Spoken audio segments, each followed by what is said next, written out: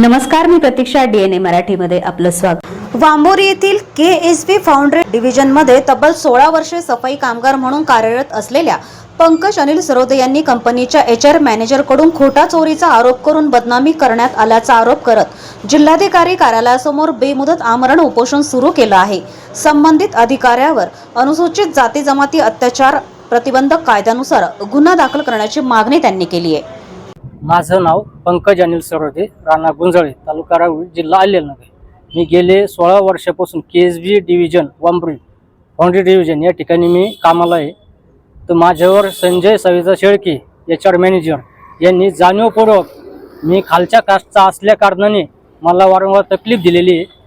त्याच्यानंतर त्यांनी माझ्यावर खोटा आरोप करून 15/6/2026 रोजी मी लॅपटॉप आणि काही फायली गहाळ केल्यात असे त्यांनी माझ्यावर खोटे आरोप करून मला पोलीस स्टेशनहून फोन आला आणि मला बदनामी केली त्यांनी माझ्या कंपनीत. तर माझं एकच सांगणं आहे की मी कंपनीतले कुठल्याही प्रकारचं लॅपटॉप किंवा फायली लपवलेल्या नाही आहेत.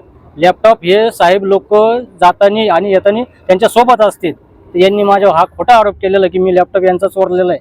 लॅपटॉप हा त्यांच्यासोबत वाटलं असतं तुम्ही CCTV फुटेज हे चेक करू शकता. कंपनी जाताना येताना त्यांनी काय चेक केलंय, काय नाही नेलंय, काय नाही. त्यासाठी मी SP ऑफिस या ठिकाणी निवेदन दिलेलं आहे. 8 दिवस झाले, त्यांच्यावर अजून तरी काही कारवाई झालेली नाही. म्हणून मी या ठिकाणी जिल्हाधिकारी अहिल्यानगर या ठिकाणी उपोषणाला बसत आहे. जोपर्यंत त्यांच्यावर कारवाई होत नाही आणि मला कामावर घेत नाही तोपर्यंत मी हे उपोषण सोडत नाही.